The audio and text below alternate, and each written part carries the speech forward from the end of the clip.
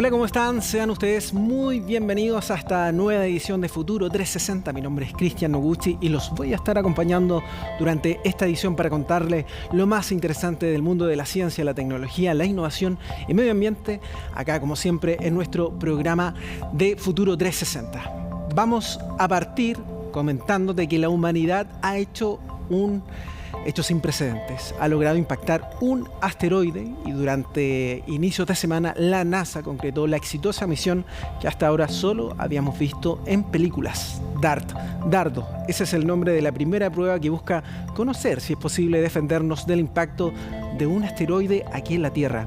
La historia la tiene Javier Albornoz.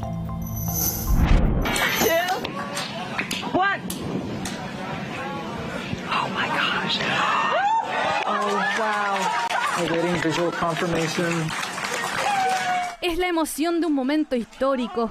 Por primera vez en la historia de la humanidad, una misión de la NASA logró impactar un asteroide. Este impresionante hito logró ser visto en vivo y en directo gracias a la cámara instalada en la nave que terminó golpeando al asteroide Dimorphos. Es una misión que fue la primera prueba de una defensa espacial de tipo balística, en donde a través del intercambio de energía cinética, ¿cierto? Nosotros mandamos una bala, mandamos un impactor. Fue un éxito total y la misión cayó exactamente donde debería caer, a pesar de haber sido lanzado hace 10 meses atrás. Pocas horas después del impacto se comienzan a conocer otros registros de este momento. Aquí lo apreciado por el Atlas Project de Hawái, telescopio dedicado a la observación de estos objetos. Y estas son las primeras fotografías que reveló el Elysia Cub, cámara de la agencia espacial italiana que acompañó a la misión de la NASA.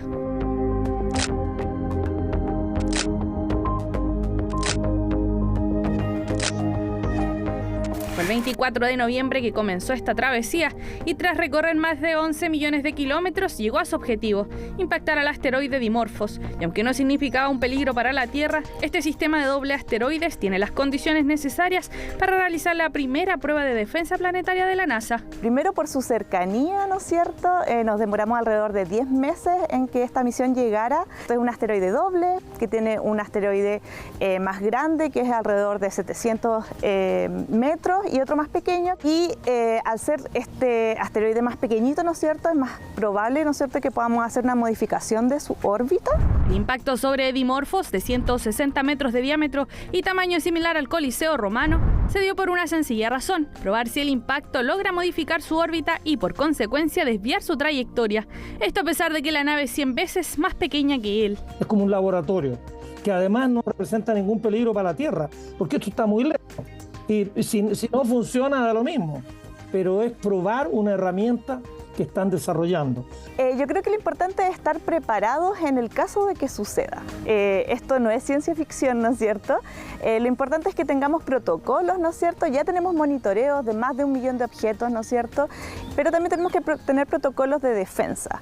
Y este es uno. Y aunque el paso de asteroides que ponen en riesgo la Tierra son poco común, sí hay una amenaza permanente. Habitamos el sistema solar donde aún hay rocas que no sabemos dónde están y que podrían en algún momento llegar a impactar nuestro planeta. La importancia de esta misión es que pone a prueba una tecnología y una técnica que podría cambiar el curso del destino de la humanidad si logramos detectar uno de estos asteroides antes de que impacten a nuestro planeta. No fueron pocos quienes estuvieron pendientes de este hito. A lo observado por el Elysia Cub se suman los registros del James Webb, el Hubble y la misión Lucy, imágenes que se espera sean difundidas dentro de los próximos días. Puede que no nos afecte a nosotros en la caída de un meteorito o un asteroide, pero va a afectar a generaciones futuras. Prepararse en ese evento tiene toda la lógica del mundo. Yo creo que van a seguir probando cosas, pero ojalá que esta sea un buen punto de partida. Se espera que en 2024 la misión Gira logre analizar en detalles el impacto y composición de Dimorphos y Didymos. Con este registro, la NASA evaluará la eficacia de una misión que solo en Internet fue seguida por más de 600.000 personas y que demuestra la capacidad cierta de establecer un plan de defensa frente a estas amenazas espaciales.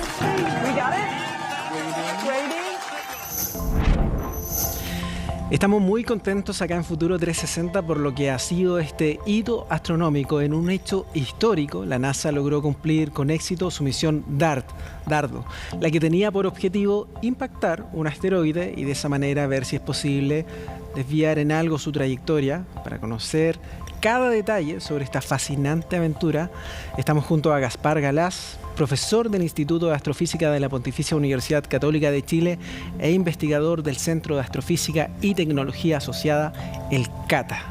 Don Gaspar, muchas gracias por estar junto a nosotros. Muchas gracias, Cristian, por invitarme. Yo en lo personal estoy muy contento con esta noticia, soy un fanático del espacio, lo reconozco, pero usted es un académico, es un astrónomo. ¿Cuál es su impresión en base a lo que pudimos ser testigos durante esta semana? Bueno, primero que nada aclarar que esta experiencia de hacer colisionar una sonda en un asteroide o un objeto del sistema solar no es primera vez que se hace.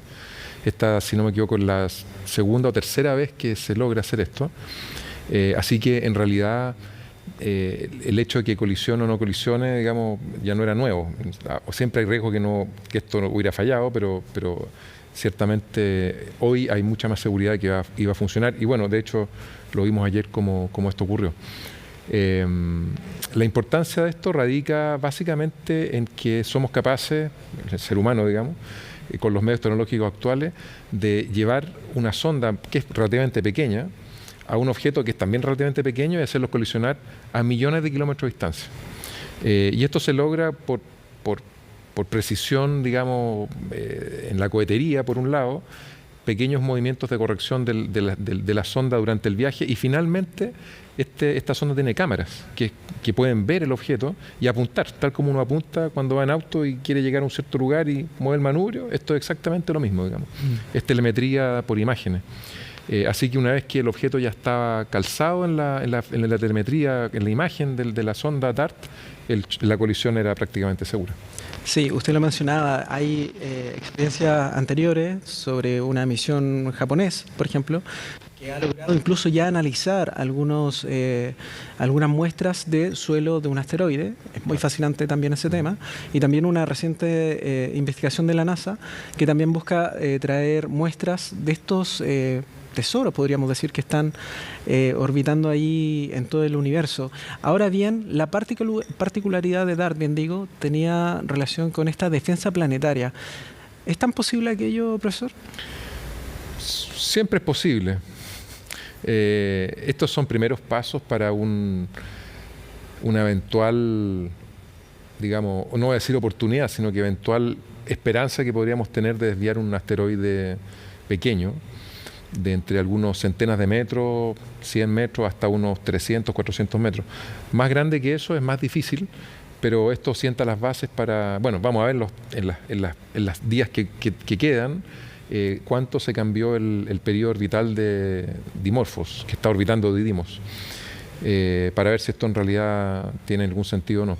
Yo creo que sí, y todos los cálculos originales, digamos, teóricos, considerando la masa del asteroide, la masa de la sonda, la velocidad relativa de choque, todo, muestra que sí efectivamente va a haber un cambio en la órbita de Dimorphos. Y esta tecnología sí eventualmente puede servir para desviar un asteroide unas cuantas centenas de metros, que está lleno. O sea, son decenas de miles probablemente que están en el sistema solar en órbitas, digamos, que pasan cerca de la Tierra. Cada mes, yo diría, pasan, varias veces al año, pasan asteroides relativamente pequeños entre la órbita de la Tierra y la Luna, para que te hagas una idea. Claro. Ahora, eso no significa que vayan a chocar. Estos asteroides están comandados gravitacionalmente, fundamentalmente por el Sol. La Tierra casi no le ejerce ningún tipo de cambio en sus órbitas. ¿Sí? La gente piensa que la Tierra atrae asteroides, en realidad no los atrae, simplemente se cruzan en las órbitas de estos objetos. Es como lo que habría ocurrido en el caso de la extinción de los dinosaurios, ¿no? Claro, bueno, ahí fue un objeto mucho más masivo. Ese punto es muy importante porque, sí, claro, ese fue, creo que de un diámetro de 10 kilómetros aproximadamente. Algo así. Algo así. Y en este caso era el símil que se hacía de Dimorphos era que era equivalente a el Coliseo Romano en Italia, por ejemplo. Claro. ¿Por qué en particular este asteroide, profesor? ¿Tiene una característica que tiene otro pequeño satélite natural, sí, se puede decir? O sea, al asteroide al cual se impactó la sonda es al satélite, no el asteroide mayor. Exacto. El asteroide mayor tiene cerca de 800 metros, que se llama Didymos, es una trabalengua todo esto.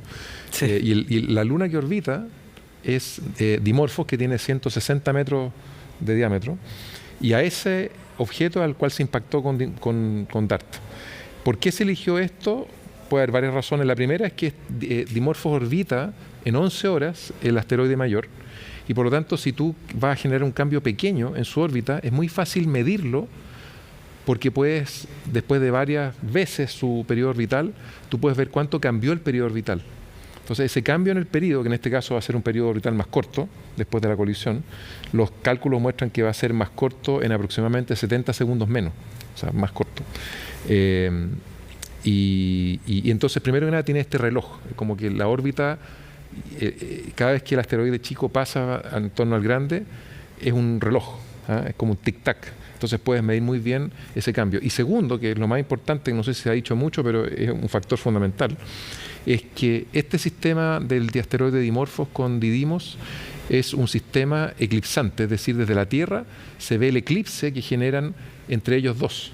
Entonces Didymos tapa a Dimorphos cuando está por adelante, y entonces el sistema se ve levemente más débil en luminosidad. Entonces yo, mirando desde la Tierra, viendo cómo cambia la luminosidad del sistema, puedo inferir el cambio en el período de Dimorphos en torno a Didymos. Así que se pueden hacer observaciones desde la Tierra. Eso también es fascinante, profesor, porque da el contexto de por qué se elige finalmente, dentro de otros motivos también, un objeto de estas características. Y dentro de esa observación, por ejemplo, los telescopios en Chile podrían generar un aporte. ¿Tenemos telescopios en Chile que puedan estar monitoreando este tipo de objetos? Sí, por supuesto. Son telescopios más bien grandes, este es un sistema pequeño, digamos. Pero se puede, telescopios de unos cuantos metros, digamos, 2 metros, 1,5 metros, ya pueden observar estos asteroides, y sin duda ya están siendo observados probablemente. Lo otro es que el próximo año, si no me equivoco, se va a lanzar una segunda misión que se llama ERA, y esa misión ERA va a ir a espiar, por así decir, lo que pasó en la colisión, y va a medir de manera mucho más precisa también la órbita de Dimorphos en torno a Didymos. Así que esto no está terminado, esto es un proyecto de varias fases, digamos. Exactamente, de hecho, ¿cuál es el símil que podríamos hacer en términos de distancia que tenemos? No recuerdo si la cifra precisa son 11 millones de kilómetros, claro. Sí. Aproximadamente. ¿Esto es relativamente cerca dentro de nuestro sistema solar? Sí, no es tan lejos, digamos, pero tampoco es tan cerca. O sea, está más lejos que la Luna, digamos, claramente. Claro. Está más lejos que Marte. Así que no es una distancia pequeña. No. Y en ese sentido, por ejemplo, frente a algunas décadas en el futuro o en una buena cantidad de tiempo, si existe la amenaza real de un asteroide y se dirige eventualmente hacia la Tierra, me estoy poniendo en todos los escenarios de ciencia ficción, este tipo de proyecto nos podría permitir desviar su trayectoria para que o tenga un impacto como al roce del planeta, o eventualmente se pueda minimizar su impacto generando una destrucción del mismo. No, o sea, este tipo de proyecto, bueno, y cualquier otro de estas semejanzas en que se transfiere energía de colisión a un asteroide, es para asteroides relativamente pequeños, entre 100, digamos, y 300, 400 metros, como decía anteriormente. Cosas más masivas que eso, por ejemplo, el asteroide madre, digamos, Didymos, que tiene 800 metros, con una sonda como esta que lo choque no le va a causar prácticamente nada. ¿Y para qué hablar de asteroides aún mayores? Ahora, ¿qué ocurre? Que los asteroides entre 100 y 300 metros son muy comunes, son muy difíciles de observar, muchas veces no se detectan, y por lo tanto presentan un riesgo mayor que los otros. ¿Por qué? Porque son mucho más frecuentes. Te fijas, la población de estos asteroides es mucho mayor que la de los grandes, que son, qué sé yo, de más de 800 metros o 1 kilómetro, 2 kilómetros, son asteroides mucho más escasos. Entonces la probabilidad de choque con la Tierra es muy, muy baja. Ahora, si uno de esos se nos viene encima, hay que recurrir, yo creo, a la cinematografía para imaginar alguna solución. ¿Algún tipo de protección mayor, quizás con algún tipo de elemento mayor? O sí, directamente... claro. O sea, esto de la película que dieron hace mucho tiempo atrás, ¿no? No mires arriba. No sé si era esa, sí, esa es la más reciente, pero antes estaba en Magedón. Sí, claro. Esto de lanzar bombas atómicas de alto poder a estos asteroides, a mí personalmente no me parece una idea tan descabellada. ¿Por qué? Porque una explosión atómica es la única manera, creo yo, de transferir una energía tan gigantesca a un asteroide como esto y destruirlo. Estamos hablando de una cosa de 800 metros, digamos. Por otro lado, claro, está el problema de que el centro de masa de todo el conjunto que explota va a seguir su trayectoria y va a caer en la Tierra, pero van a quedar pedazos más chicos. Así que, por eso te digo que la película que vimos hace mucho tiempo atrás, que se llama Impacto Profundo, Claro. no es tan absurda, digamos. Ahora, obviamente sí es una cosa mucho mayor que eso, un pedazo de cometa o cosas que son, ya estamos hablando de 15 kilómetros o cosas así, y ahí ya... Es distinto. Y lanzar cohetes tampoco es muy simple, y hacerlo explotar en el momento preciso tampoco es muy fácil, digamos. Bueno, Entonces, esperemos que no tengamos que recurrir a nuestro Bruce Willis en Armageddon Esperemos para poder Sí. tener éxito en esa misión, pero sin embargo es muy relevante lo que se ha hecho y claro, vamos a seguir muy atentos al desarrollo de esta información porque marca un presente, al menos en el estudio de los asteroides y una eventual defensa planetaria. Gaspar, muchísimas gracias por haber muchas estado gracias, Cristian, a ti. acá en Futuro 360. Gracias a todos. Un saludo. De esta forma, nosotros nos vamos a una pausa y seguimos más al regreso con Futuro 360.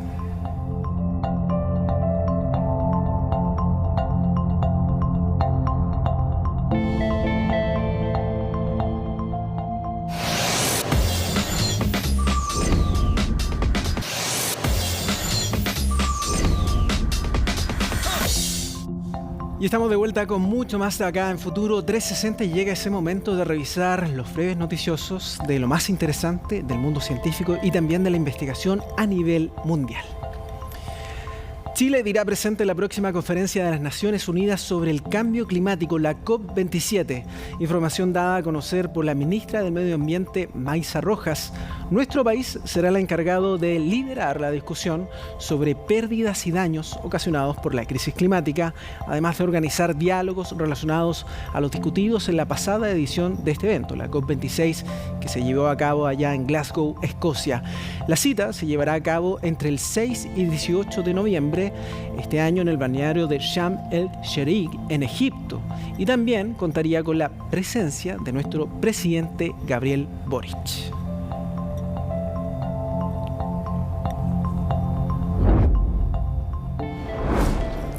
Mira, presta atención a lo siguiente. Lo que vamos a comenzar a ver son imágenes de Salt, una película de ciencia ficción dirigida por Fabian Stelzer. ¿Qué es la diferencia de otras? Bueno, todo esto está generado a partir de inteligencia artificial. El director cree que las imágenes, o las crea más bien, con la herramienta de generación visual como Stable Diffusion y Midjourney, también DALL-E 2, mientras que para las voces utiliza herramientas de voz de inteligencia artificial como Synthesia o Morph. La película está siendo publicada en Twitter a través de clips cortos de 2 minutos. Otro elemento interesante es que la trama es guiada por decisiones que toma la audiencia, los usuarios a través de Internet. El director pone en votación la dirección que debería seguir la historia de la película. ¿Será así el cine del futuro? Bueno, aquí hay un buen tráiler.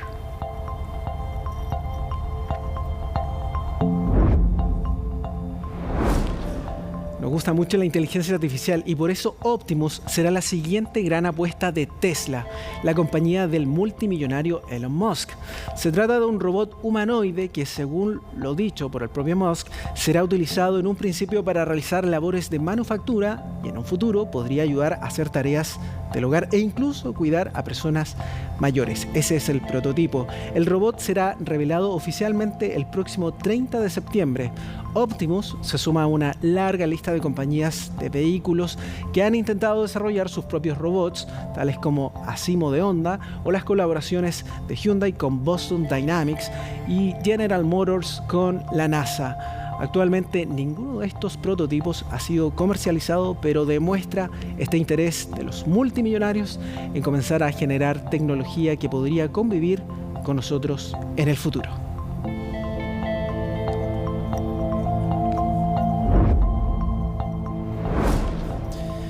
Ahora les cuento que los avances en la tecnología han permitido que los vehículos eléctricos tengan más autonomía y que las baterías duren mucho más.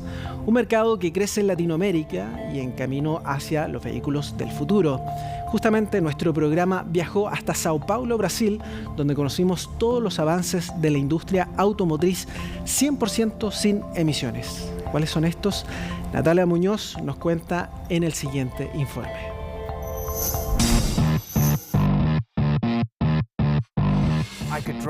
Podría manejar toda mi vida. Podría manejar a través del país, hacia mi trabajo y no gastar ni un solo peso en combustible. Chris es un aventurero y un fanático de la electromovilidad. Junto a su esposa recorrieron 16.000 kilómetros desde Londres hasta Siberia, convirtiéndose en el primer conductor de vehículo eléctrico en entrar al Rally de Mongolia. 20 países en 56 días, en los que gastó solo 105 euros de electricidad. Una de las cosas que más dicen es: no puedes manejar largas distancias. El viaje que haremos será de polo a polo. Vamos a manejar desde el polo norte hasta el polo sur, 27.000 kilómetros en el vehículo que está detrás mío. En Sao Paulo, Brasil, Chris nos mostró las que considera son las últimas novedades de los autos eléctricos.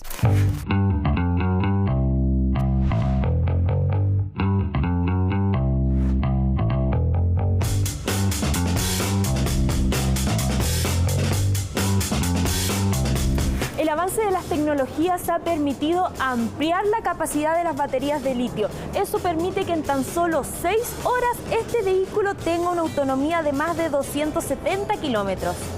La electrotravesía comenzará en marzo del 2023 y pretende llegar a nuestro país en agosto, porque si en su primer viaje tenía que parar cada 140 kilómetros para cargar baterías, ahora el panorama es diferente.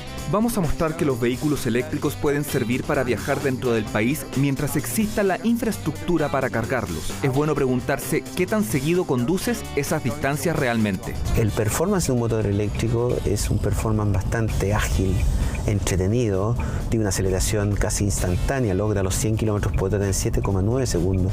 Eso es muy rápido, pero además es un vehículo bastante confortable en términos de suspensión, dirección y toda la tecnología que lo acompaña tanto en confort y seguridad. Porque la electromovilidad podría garantizar menor probabilidad de fallas mecánicas y una reducción de hasta el 80% del costo de energía respecto a un vehículo tradicional. Por otro lado, y más importante para el medio ambiente, un desplazamiento bajo cero emisión y cero contaminación. Vamos cambiar dependendo de la región o dos recursos que vamos tener, es como hacer o carregamento de la batería. E também agora estamos trabalhando com a célula de combustível a hidrogênio, também que podemos utilizar etanol e também ou biogás. La industria avanza por esa ruta. 15 modelos 100% eléctricos serán estrenados dentro de poco para el mercado latinoamericano. La meta es que a 2030 el 50% de sus ventas sean verdes. Probablemente no es el país que tengamos más vehículos eléctricos, sin embargo, somos los que vamos en términos de equipo avanzando fuertemente, porque puede que no tengamos muchos vehículos eléctricos, sin embargo, tenemos un amplio nivel de redes de carga, por ejemplo. Ya en Chile no podíamos dejar de venir aquí. A tan solo pocos minutos del aeropuerto está la primera electroestación de Latinoamérica, la que cuenta con 20 puntos de carga ultra rápida que permite cargar el vehículo en tan solo 10 minutos. Nosotros tenemos la determinación y el plan de inversiones para llegar a 1.200 puntos de carga de aquí al 2026. Y estamos bien avanzados, ya llevamos casi 400 puntos de carga, 370. Si nos vamos a las cifras, hoy existen 767 electrolineras a nivel nacional. A 2024 esta cifra se al menos triplicaría, porque desde 2020 el parque de autos eléctricos en Chile creció 400%, siendo los modelos híbridos los más vendidos. Los enchufables aún representan un mercado incipiente. En términos de los autos particulares vamos más lento, porque ahí hay un desafío que es el costo. Los vehículos son caros, el costo de adquisición es elevado, el costo de operación es más bajo, entonces se justifica en aquellos vehículos que se usan mucho. Para el 2035, el 100% de las ventas de vehículos tiene que ser cero emisiones en todo lo que corresponde a vehículos menores y medianos, esto es los vehículos particulares. Empezando el 2035 y terminando el 2045, el 100% de las ventas de vehículos nuevos sea cero emisiones. La industria del transporte representa cerca del 20% de las emisiones del país. 2045 es la fecha límite para la regulación de precios y la adaptación a modelos más sustentables. Una transición sobre ruedas hacia la electromovilidad que ya comienza a avanzar en Chile y en el mundo. Y ahora llega ese momento tan especial en nuestro programa y tan esperado, donde revisamos lo más interesante del mundo digital. No está Paloma Ávila, estoy yo, pero sí está nuestro querido José Mardones, como siempre ahí al pie del cañón y dispuesto a contarnos las últimas novedades del mundo digital. José, ¿cómo estás? Bien, ¿y tú cómo estás? ¿Cómo te digo? ¿Nogu, Cristian? Como quieras, estamos en casa, estamos en confianza. Eso, no hay ya. ningún problema. Oye, claro, vamos a revisar temas destacados de nuestro sitio, los más cliqueados, lo que se han convertido en tendencia y que generan conversación en las diferentes plataformas digitales de Futuro 360, porque no estamos solamente en futuro360.com, que es el sitio, la página, sino también en Instagram, en Facebook, en Twitter y hasta en TikTok nos pueden encontrar. Excelente. Así es que ahí siempre con la marca Futuro 360. Pero vamos a comenzar en esta oportunidad en nuestro sitio futuro360.com. Acá se despliega la pantalla para contarles sobre el proyecto Visay. Son viviendas adaptables que tienen el foco puesto en personas con movilidad reducida o con personas ya de edad avanzada. Principales características de estas casas son transforman los espacios, por ejemplo, mesas que bajan o suben acorde a la necesidad del habitante, sensores de ruido y movimiento. Ya te decía, están pensadas en personas con una edad avanzada, en personas ciegas, en personas sordas o en alguna situación de discapacidad. Es un proyecto liderado por la Universidad de Chile en colaboración con la Universidad de Santiago. Están desarrollando el prototipo de estas viviendas en el Parque Carén, que es un lugar administrado por la Universidad de Chile, y bueno, obviamente tienen puesta la expectativa de seguir, de masificar esta idea, y para eso obviamente son súper importantes los recursos. Todo el contexto y la data sobre esta noticia, que es súper relevante, Nogu, en futuro360.com. Es muy importante, José, porque dentro del desarrollo de la construcción, podríamos decir, hay dos líneas de investigación. Los materiales del futuro, que tienen que ser más que nada sustentables con el medio ambiente, pero también dentro de la casa la capacidad de poder generar inteligencia artificial al servicio de los ocupantes de esa casa. Y claro que sí. Allí ese proyecto viene sin duda a ser un aporte muy relevante y sobre todo en un problema tan importante como es el déficit habitacional en nuestro país. Absolutamente, hay un déficit habitacional del que ha hablado el gobierno del presidente Gabriel Boric. Hay una meta que se han propuesto en estos 4 años de mandato. Es sin lugar a dudas uno de los grandes temas también que ocupa a la autoridad. Y este proyecto, Visay, que está encabezado, ya te decía, por la Universidad de Chile y también en colaboración con la Universidad de Santiago, es súper importante en el sentido que busca precisamente generar políticas públicas en torno a esta materia y poder atender, por ejemplo, las necesidades de personas que ya tienen una edad avanzada o que se encuentran en alguna situación de discapacidad. La invitación entonces es a que visiten futuro360.com con todos los detalles de esta información súper relevante.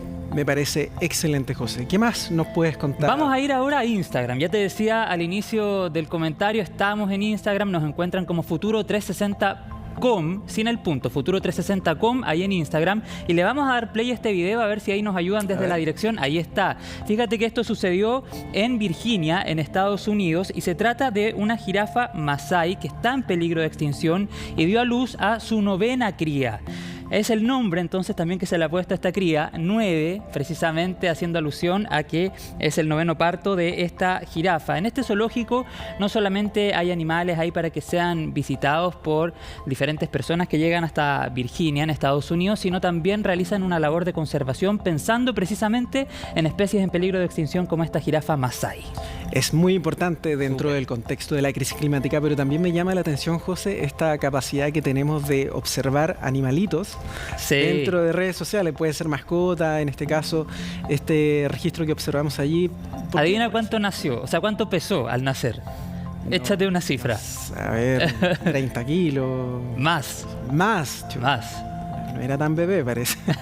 55 kilos. Imagínate. Y midió 1,80 m. Y al poquito rato de nacer se puso de pie y pudo ahí también ser observado por las personas que se conmovieron, se enternecen con esta imagen, la 9ª cría de esta jirafa masái. Un trabajo de conservación que también es súper relevante y que muchos zoológicos realizan. No sé si todos, pero es muy interesante relevar cuándo sí los zoológicos realizan un trabajo de conservación pensando precisamente en especies que están en peligro. Conservación y preservación dentro de este difícil escenario climático y también medioambiental. Sí, así que ahí para que vayan al Instagram de Futuro 360, le pueden dar compartir, la pueden subir a su historia en ese triangulito que tiene como un volantín, la llevan a su historia, comentan, le envían el link por WhatsApp. La idea es que hagamos comunidad ahí en nuestro Instagram. Exacto. ¿Qué más nos puedes contar, José? Vamos a cerrar también en nuestro Instagram porque, bueno, el gobierno ha dicho que desde el 1 de octubre se flexibilizan medidas en torno a la pandemia, por ejemplo, chao mascarillas, que se estuvo viralizando en las redes sociales, o que se descontinúa el pase de movilidad. Sin embargo, ha surgido la conversación en las plataformas digitales sobre todos aquellos hábitos que adquirimos durante la pandemia y que es probable que continúen. Mira, y nosotros hicimos una lista al lado de la imagen, ahí con los pinchos pueden ver diferentes hábitos que las personas hoy día dicen podrían seguir. Por ejemplo, el teletrabajo. Yo al menos tengo muchos conocidos que están en una modalidad de teletrabajo todavía, o que van 1 o 2 veces a la semana de manera presencial. O por ejemplo, las cartas QR de los restaurantes no tendrían por qué irse, ¿no? Hay un debate ahí. ¿Por qué? Mucha gente que prefiere esta modalidad, pero otros son más a la... ¿Tú qué prefieres? Escuela antigua, se podría decir. Yo, el personal, me quedo con el QR, sí. Es útil, ahorras materiales. Viene el mesero y inmediatamente ya sabe lo que quiere ordenar. O por ejemplo, no sé, la mascarilla cuando estés resfriado. También puede ser una alternativa para la alergia en esta época. En mi caso, claro, la mascarilla, bueno, en recintos clínicos, porque va a seguir siendo una medida sanitaria, pero creo que también en el transporte público, debido a la aglomeración, eventualmente... Bueno, esa es la recomendación de la autoridad. Pero, por ejemplo, otro que se comentaba el otro día en las redes, no saludar de beso. ¿Para qué besuquearse tanto, no? Eso ya creo que quedó en el pasado, el siglo pasado. Es que es una costumbre de los chilenos, en verdad, como saludar el beso en la mejilla. Bueno, puede ser un hábito que permanezca, o tal vez marcar los vasos con el nombre de las personas cuando estés en alguna fiesta. Hay una lista bien interesante que ha generado debate, ha generado conversación en las redes sociales, está en nuestro Instagram para que vayan, y créeme que ha generado un montón de comentarios. No sé si ahí podemos revisar algunos, pero la gente, por ejemplo, se inclina por el tema del beso, dicen ¿para qué? Ya no es necesario. Claro, el contacto físico, incluso el apretón de manos, creo que está quedando en el pasado también. Y mira, también... no más cartas físicas en los restaurantes, juntarse más temprano, esa es muy buena también. Sí, a ver, tenemos ahí comentarios. Mira, ahí tenemos algunos comentarios que van dando vueltas en las redes sociales, por ejemplo, tener alcohol gel siempre a mano, el tema de la distancia. Bueno, no los alcanzo a leer de acá, estamos los dos medio piti. Ahí estábamos justo lo que hablábamos, no saludar de beso. Pero hay otro que es el carretear más temprano. Ese también es como efecto pandemia, no sé si es tu caso. Tuvimos toque de queda. Sí, claro.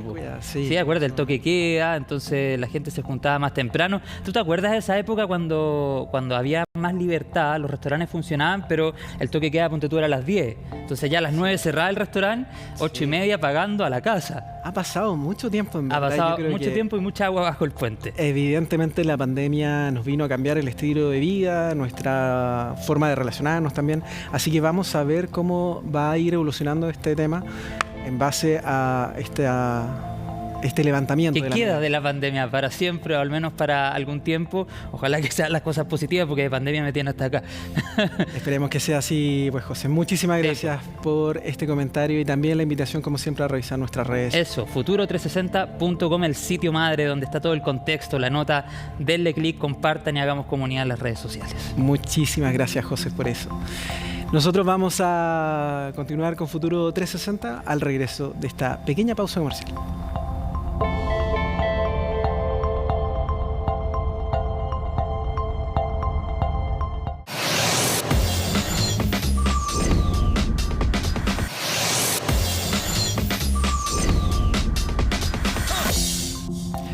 Estamos de vuelta acá en Futuro 360 y ahora te cuento que está presente en murciélagos, tiene similitudes con el coronavirus y concentra la atención de la comunidad científica global. Hablamos de Costa 2, un nuevo patógeno descubierto que tiene la capacidad de infectar células humanas. La pregunta es, ¿constituye una nueva amenaza en medio de la pandemia? Magdalena Fuenzalida tiene las respuestas. El mundo está preparado para el fin de la pandemia, así lo ha asegurado la propia Organización Mundial de la Salud. Y sin ir más lejos, las mascarillas dejarán de ser obligatorias en nuestro país a contar del 1 de octubre. Sin embargo, hallazgos científicos revelaron el descubrimiento de un virus muy similar al SARS-CoV-2, detectado en murciélagos de herradura menor. Existen 2 tipos identificados de este virus. Uno de ellos no infecta células humanas. El otro, y esa es la novedad de esta publicación, sí podría infectar células humanas, pero hay que dejar muy en claro que estamos hablando de infección de células. No se ha detectado todavía infección de personas. Costa 2 es el nombre de este nuevo objeto de atención científica.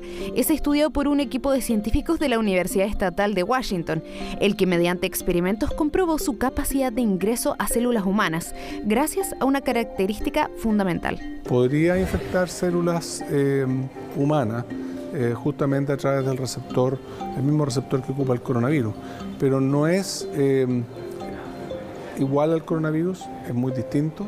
Esto hasta ahora es un hallazgo de laboratorio, esto no necesariamente implica que este nuevo virus pueda afectar de manera importante a la población y menos tener un comportamiento pandémico. Sin embargo, estas investigaciones son tremendamente útiles para estar alertas, para desarrollar investigación y prepararse ante eventuales nuevas pandemias. La misma investigación indica que el nuevo patógeno sería resistente a las fórmulas de actuales vacunas del COVID-19. Expertos llaman a la cautela al tratarse de una indagación inicial. En ese artículo científico solamente se evaluó el reconocimiento por medio de anticuerpos. Hay toda una parte de la respuesta inmune que son células inmunes, se llaman linfocitos, que no fue estudiada y que por lo tanto es muy importante estudiarla porque gran parte de la memoria inmunológica que genera las vacunas y que genera la infección, esa memoria inmunológica tiene un componente que se llama inmunidad celular. Alrededor del 70% de las enfermedades infecciosas emergentes en humanos son de origen animal y se estima que existen 1.7 millones de virus no descubiertos que pueden existir en mamíferos y aves. Van a seguir apareciendo tanto este virus que apareció ahora, que es un virus que quizás eventualmente si muta y cambia bastante podría llegar a infectar a los humanos y no sabemos qué podría pasar. Todavía no tenemos esa capacidad como los terremotos, no tenemos la capacidad de predecirlos, las pandemias no tenemos la capacidad de predecirlas, pero sí de tener más información para entender cómo sucede. Porque si bien las medidas preventivas parecen ir quedando en el pasado, proyecciones de universidades como Harvard estiman que la actual pandemia podría prolongarse en distintos niveles durante al menos 1 o 2 años más. Recordatorio desde la ciencia para no descuidar la amenaza del virus que, tal como el COVID-19, pueden conllevar a una crisis sanitaria, la cual a casi 3 años del primer caso recién comenzamos a flexibilizar.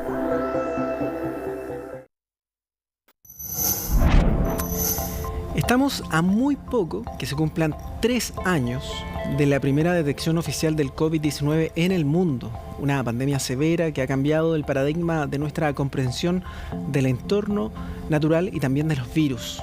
Ahora parece que de a poco se ha logrado flexibilizar en cierto grado esta emergencia, por lo que la pregunta es, ¿estamos en la última etapa de la pandemia? ¿Llegó a su fin? Bueno, para analizar más sobre este tema, estamos junto a la doctora Susan Bueno, académica de la Universidad Católica e investigadora asociada del Instituto Milenio e Inmunología e Inmunoterapia, el IMI, y directora científica de los estudios clínicos de fase 3 de la vacuna del laboratorio Sinovac en Chile. Es una larga introducción, pero corresponde a su cargo. Doctora, muchas gracias por estar junto a nosotros acá en Futuro 360. Muchas gracias por la invitación. Encantada de poder hablar de este tema tan importante como es la pandemia y su progreso y evolución. Exactamente, porque ahora estamos en una etapa completamente distinta. Ya es el segundo año consecutivo de la emergencia sanitaria. Tenemos anuncios muy relevantes en nuestro país. El fin de las mascarillas se ha dicho mucho dentro de los propios medios de comunicación y también dentro de la sociedad. Pero dentro del análisis científico, profesora, siempre es importante saber en qué condición realmente estamos. Y por eso le quiero preguntar inmediatamente cuál es su opinión en base al momento que vive la pandemia, no solamente en Chile, sino que también a nivel global. Bueno, primero que todo, si comparamos nuestra situación actual a lo que vivimos a principios del 2020, claramente estamos en una posición bastante diferente, porque a inicios del 2020 estábamos enfrentados a un nuevo virus que la humanidad no se había enfrentado anteriormente. Y estamos hablando de un microorganismo que nuestro sistema inmune, de ninguna persona a nivel mundial, había tenido contacto y por lo tanto no teníamos una defensa inmune.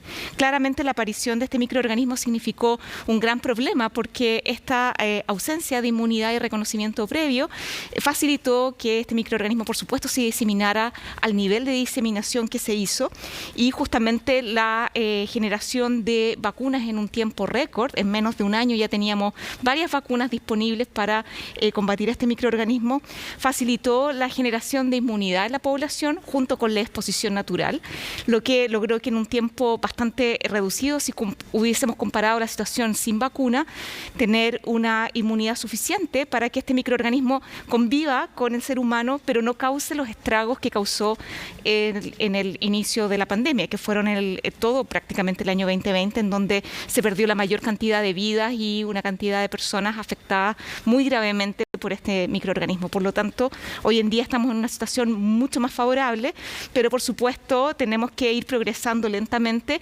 hacia ya la convivencia total y que este microorganismo no signifique un problema de salud pública, de salud mundial tan importante como fue hace aproximadamente 2 años que ya estamos en esta situación.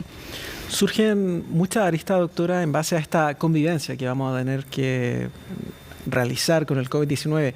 Una de ellas es que este virus podría ser eventualmente como la influenza, por ejemplo, donde tengamos cada cierto tiempo del año tener que recurrir a la vacuna necesariamente. Y también otra duda que me surge en ese sentido es que ¿qué pasa si tenemos un nuevo brote masivo? ¿Se podría llegar a generar y eso sería a través de las variantes, por ejemplo? Claro, una de las características principales que hemos conocido de este microorganismo es que, muy parecido a lo que es el virus de la influenza, a pesar de que son virus de naturaleza bastante distinta, es que generan variantes y con una velocidad quizás más avanzada o con una velocidad mayor de la que se hubiese anticipado para un virus como el que conocemos de coronavirus. El punto es que justamente el virus, cuando se generan estas variantes, produce elementos que le permiten evadir la respuesta generada por las versiones anteriores del virus, ¿cierto? Y también por la inmunidad inducida por vacuna, pero algunos elementos de la inmunidad. Y algunos elementos del virus se mantienen, se conservan, ¿verdad? Y por lo tanto estamos protegidos por nuestra respuesta inmune celular y nuestra respuesta inmunológica. Sin embargo, es importante tener en cuenta que este virus y sus variantes pueden seguir causando enfermedad en personas que son más susceptibles, es decir, que tienen problemas de inmunidad por alguna inmunodeficiencia, también en personas que están muy expuestas al virus como el personal de salud, y es exactamente lo que pasa con el virus influenza. Por lo tanto, dada la velocidad con que aparecen estas nuevas variantes, se esperaría que eventualmente cada año, cada cierta cantidad de tiempo, se vayan generando, por ejemplo, vacunas nuevas que se tengan que ir aplicando a las poblaciones más susceptibles. Y la aparición de una nueva pandemia tendría que ser un virus tan distinto que ni la inmunidad inducida por vacunas, ni la inmunidad ya inducida por la exposición natural al virus sea suficiente para poder prevenir o proteger una enfermedad causada. Tendría que ser prácticamente un nuevo virus. Pero esto no quiere decir que no vaya a aparecer. No es la última pandemia que vamos a tener. Lo importante es que para la próxima estemos más preparados con los conocimientos y con la experiencia que tuvimos con esta pandemia. Claro, de hecho hay una noticia que ha sido difundida durante las últimas semanas sobre eventualmente una variante del COVID, al parecer, detectada en Rusia, que tendría también esta capacidad de infectar células humanas. Es decir, el punto es que debemos tener una relación mucho más respetuosa con nuestro entorno como especie, considerando que existen millones de virus allí que aún no hemos sido capaces de detectar. Absolutamente. De hecho, uno de los aspectos importantes es que los virus pandémicos que se han generado son derivados del contacto con animales, lo que se denomina la zoonosis. Y justamente cuando estamos en un contacto cercano con animales salvajes, por ejemplo, en donde existen y conviven, digamos, de alguna manera con virus que son específicos para este tipo de animales, eventualmente podemos exponernos a estos virus que la mayoría de las veces, digamos, la gran mayoría de las veces no se produce transmisión de estos virus al humano, y si se produce, genera una enfermedad autolimitada o que no se transmite de humano a humano. El gran problema es que justamente los virus evolucionan mucho más rápido de lo que evoluciona el humano o cualquier otro ser vivo, y por lo tanto la posibilidad de que se generen tipos o variantes o cepas de estos virus que ahora tengan la capacidad de transmitirse de humano a humano siempre existe. Y por lo tanto es muy importante tener este cuidado particular, sobre todo de la exposición del ser humano a animales salvajes o de el contacto o la convivencia de alguna manera artificial, como ocurrió en mercado de Wuhan u otro tipo de mercados en donde se comercializan animales salvajes, en que se ponen en contacto y en cercanía animales que en la naturaleza nunca están. Y esto facilita justamente que estos procesos de generación de nuevos tipos de virus ocurra y que eventualmente puedan traspasarse al humano. Son poco frecuentes, por supuesto, pero sí existen y por lo tanto, como muy bien dice, hay que tener un respeto importante y mucho cuidado y conocer esta posibilidad para tomar todas las medidas posibles y evitar que se generen estos virus pandémicos. Absolutamente, doctora. Ahora la quisiera llevar a lo práctico. En nuestro país, bueno, vamos a tener este fin de restricción de la mascarilla. Usted está con mascarilla, pero también por motivos de que va a tener un viaje, ¿entiendo? Claro, correcto. ¿Cuál es la recomendación? O sea, primero que todo, ¿cuál es el análisis que podríamos hacer de lo que se nos viene? Porque también cambia también nuestra relación con nuestros lugares de trabajo, los colegios, incluso en el transporte público. ¿Cuál es la proyección que debiese registrarse dentro de las próximas semanas? Y también, ¿cuán fundamental va a tener que seguir siendo este elemento que ya es parte de nuestra vida, que son las mascarillas? Correcto. Para partir, yo creo que medidas tan sencillas como el uso de mascarilla, la higiene, el lavado de manos y conocer cómo este virus se transmite, cuando los virus se transmiten por vía aérea, justamente la cercanía con personas, que el virus se transmite de persona a persona, ¿verdad? En espacios cerrados, poco ventilados, son condiciones que facilitan la transmisión de este virus entre diferentes personas. Y justamente cuando ahora estamos en una situación particular en donde tenemos una reducción de la circulación viral, ha ido decreciendo, sumado a condiciones ambientales actualmente que nos permiten estar más tiempo fuera, ventilar más, entonces facilita la reducción de la transmisión de este virus y considerando también un aspecto muy importante, que en nuestro país actualmente el 95% de la población adulta ya se encuentra con su esquema de vacunación, por lo menos al menos con un refuerzo, y eso es algo muy importante porque está indicando que la mayoría de las personas que son más susceptibles a este microorganismo están vacunados y los niños también están recibiendo sus vacunas, y eso facilita también de que el virus que está actualmente circulando pueda generar enfermedades que son leves y que no significan un problema a nivel de salud, de los servicios de salud, de hospitalizaciones, enfermedades graves. Sin embargo, el hecho de bajar algunas restricciones, por supuesto, va a significar que eventualmente se incrementen los números de casos. Y por lo tanto, es muy importante estar haciendo la vigilancia de cómo si van aumentando, se van manteniendo, se van reduciendo idealmente los números de casos graves, los hospitalizados y las muertes, para ir tomando decisiones prácticas. O sea, obviamente estamos en una situación favorable ahora, pero esto tiene que estar en continua evaluación. Y también yo creo que es muy importante transmitir a la población de que hoy en día estamos en condiciones favorables, pero aún tenemos una responsabilidad personal de evitar que retrocedamos. Y eso significa que si las restricciones se bajan, no quiere decir que el virus dejó de circular.